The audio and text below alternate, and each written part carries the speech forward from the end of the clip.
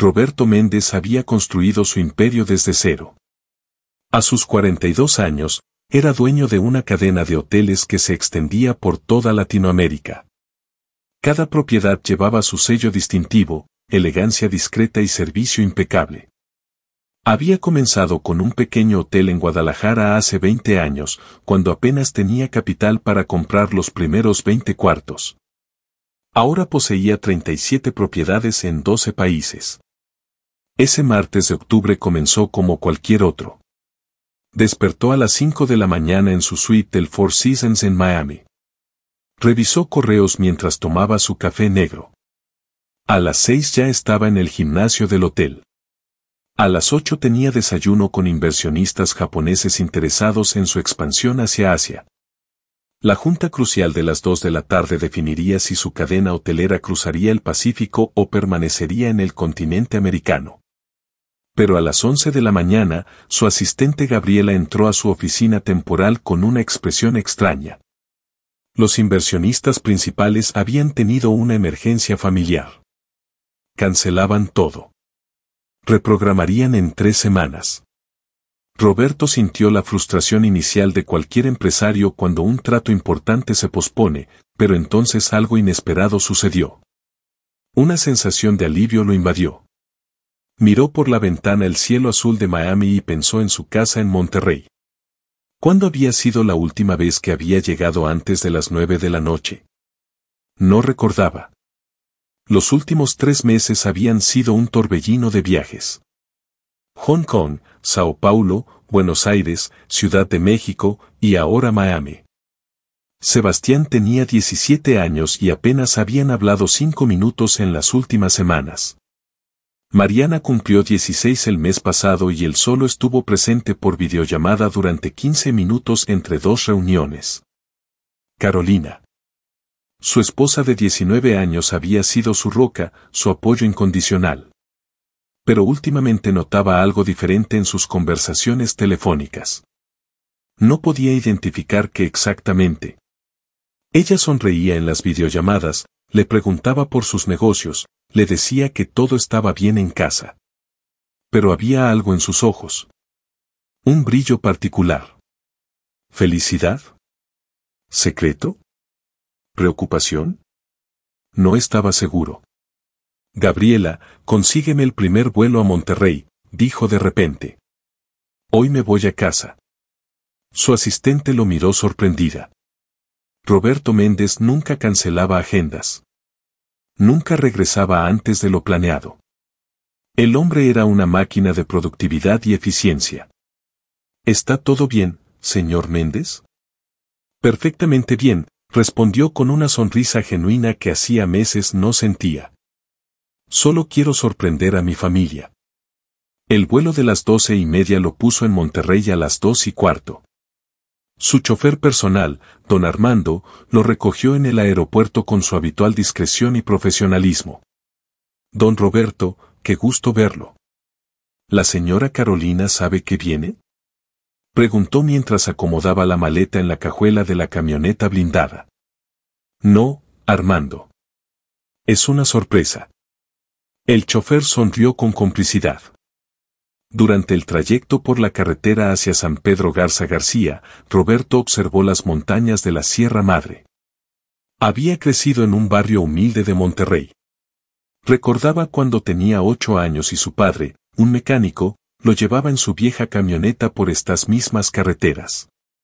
Nunca imaginó que algún día viviría en la zona más exclusiva de la ciudad.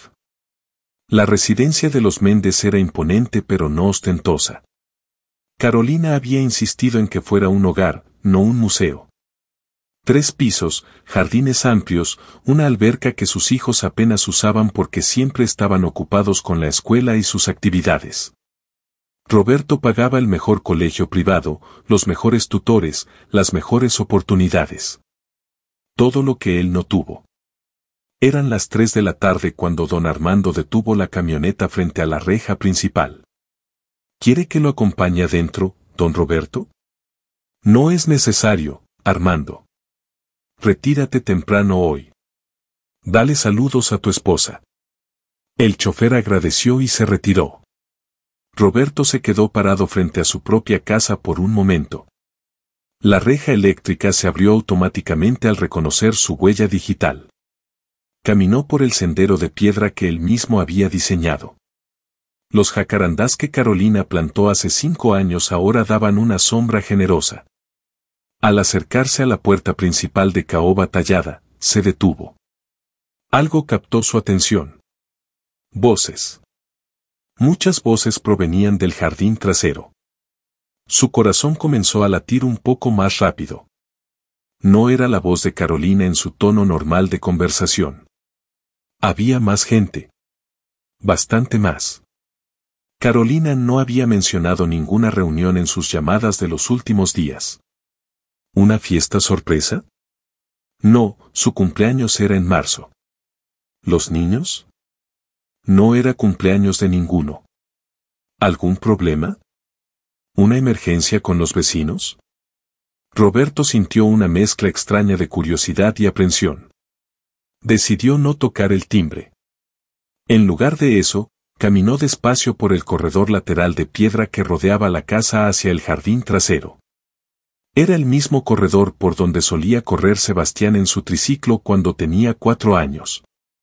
Las voces se hicieron más claras con cada paso. Reconoció la voz de Carolina. Sonaba diferente. Más suave, más maternal de lo usual. También escuchó la risa de Mariana. Y luego voces que no reconocía. Muchas voces.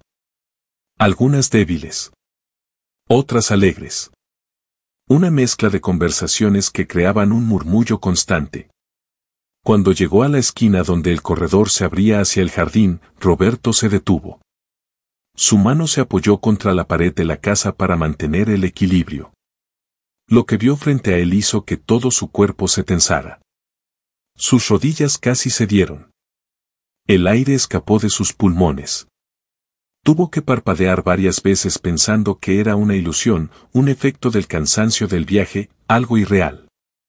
Pero no era una ilusión. El jardín que conocía perfectamente, donde se habían celebrado cumpleaños, donde habían hecho barbacoas familiares, donde Carolina cultivaba sus rosas premiadas, estaba completamente transformado en algo que jamás hubiera imaginado. Asterisco parte 2. El jardín estaba lleno de gente. Pero no era cualquier tipo de reunión social que Roberto hubiera visto antes. Había al menos 30 personas dispersas por todo el espacio. Lo que lo dejó sin aliento fue la naturaleza de quienes estaban ahí. Cada persona contaba una historia de lucha visible en sus cuerpos. Muchos tenían la cabeza completamente rapada. Otros llevaban pañuelos de colores brillantes cuidadosamente atados. Varios estaban sentados en sillas de ruedas. Algunos tenían sueros intravenosos conectados a sus brazos, las bolsas colgando de soportes portátiles. Había niños pequeños jugando en una zona alfombrada que nunca había estado ahí antes. Adultos jóvenes conversando en grupos pequeños. Ancianos descansando en sillas cómodas bajo las sombrillas que Carolina había comprado el año pasado. Todos, absolutamente todos, vestían batas de hospital o ropa extremadamente cómoda. El ambiente no era triste. Al contrario. Había risas. Había música suave de fondo. Había vida. Roberto se quedó paralizado detrás de la columna del corredor, observando la escena como si fuera una película. En el centro del jardín, junto a la fuente de cantera que habían instalado hace 2 años, estaba Carolina. Su esposa, la mujer que conocía desde hace 22 años, estaba arrodillada abrazando a una niña pequeña que no podía tener más de 6 años. La niña no tenía ni un solo cabello.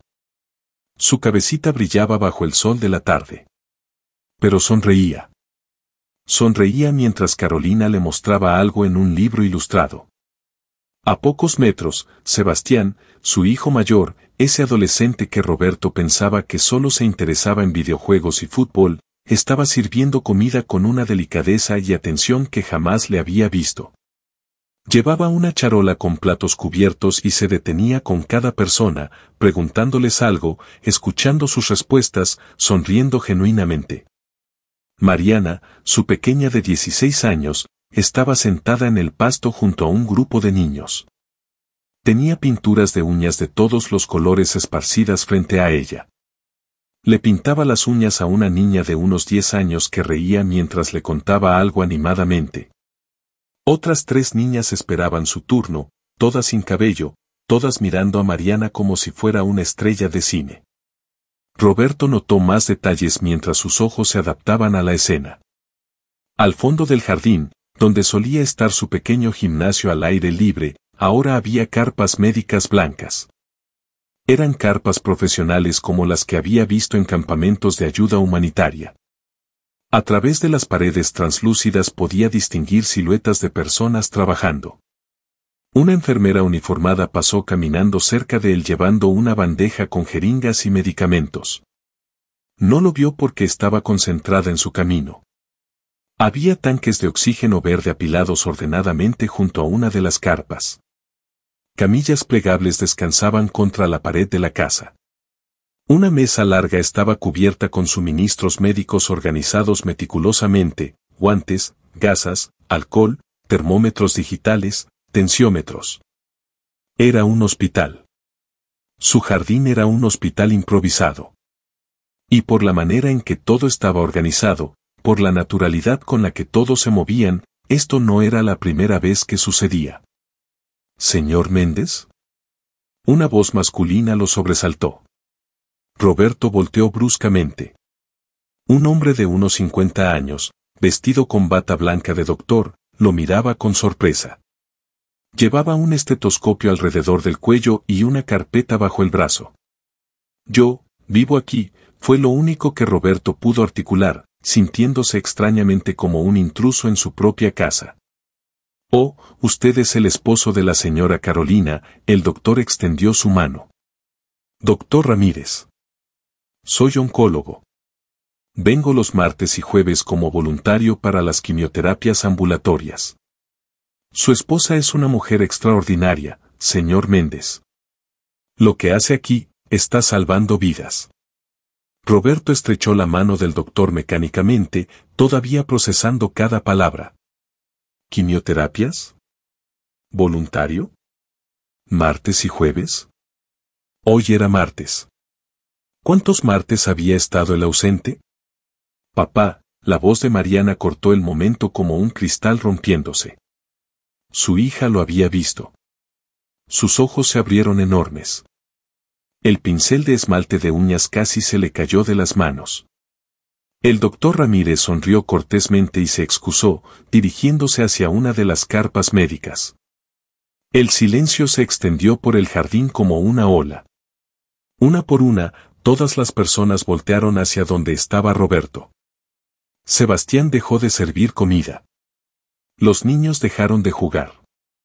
Incluso la música de fondo pareció bajar de volumen. Carolina se puso de pie lentamente, su rostro pasando del shock a algo que parecía una mezcla de miedo y resignación. Caminó hacia él con pasos medidos. Roberto notó que llevaba ropa simple, no los conjuntos de diseñador que solía usar. Jeans desgastados y una camiseta blanca. Su cabello estaba recogido en una coleta práctica. Sin maquillaje. Se veía cansada pero había algo en su expresión que Roberto no había visto en años. Propósito. Plenitud. Roberto, su voz era apenas un susurro, íbamos a decirte, yo quería decirte. ¿Cuánto tiempo? Roberto encontró su voz finalmente. No sonó enojada. Sonó quebrada. ¿Cuánto tiempo ha estado pasando esto? Carolina tomó aire profundamente. Las lágrimas comenzaron a formarse en sus ojos. 8 meses. 8 meses. Más de medio año. Roberto sintió que el suelo se movía bajo sus pies. Se apoyó contra la columna para mantener el equilibrio. Empezó cuando conocí a la señora Ramírez en el supermercado, continuó Carolina, las palabras saliendo rápidamente como si hubieran estado contenidas demasiado tiempo. Me contó que su nieto tenía leucemia. 8 años. Una familia humilde. No podían pagar el tratamiento completo. El Seguro Social los tenía en lista de espera. El niño se estaba muriendo, Roberto. Se estaba muriendo esperando. Roberto no podía apartar la mirada de su esposa. Esta mujer a quien creía conocer completamente. Pensé que solo ayudaría a uno, Carolina continuó. Pagué el tratamiento del nieto de la señora Ramírez. Pero ella conocía a otra familia. Y esa familia conocía a otra. Y de repente había 5 niños. Luego 10. Luego adultos también. Gente que no podía pagar sus quimioterapias. Que no tenía transporte para ir al hospital. Que estaba muriendo por falta de recursos, no por falta de cura. Mamá usó su cuenta personal primero. Sebastián se había acercado, parándose junto a su madre. Luego vendió algunas joyas. Yo empecé a dar clases de matemáticas en línea. Mariana hace traducciones de inglés.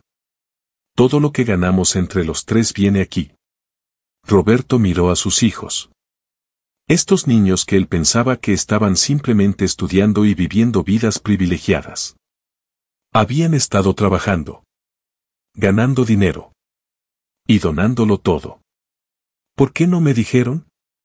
Las palabras salieron más como un lamento que como una pregunta. Carolina se limpió las lágrimas con el dorso de la mano.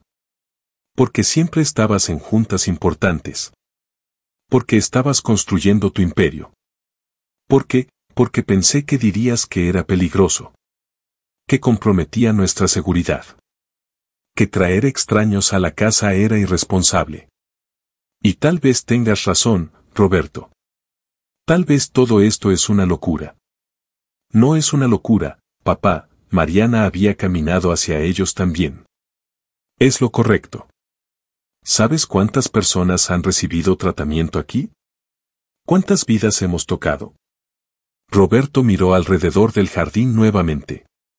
La niña pequeña que Carolina había estado abrazando lo miraba con ojos grandes y curiosos. Un hombre joven en silla de ruedas sonreía débilmente mientras su esposa le acomodaba la manta sobre las piernas. Una anciana con un suero en el brazo jugaba cartas con otras 2 mujeres, todas riendo de algo. Sus piernas finalmente cedieron. Roberto se dejó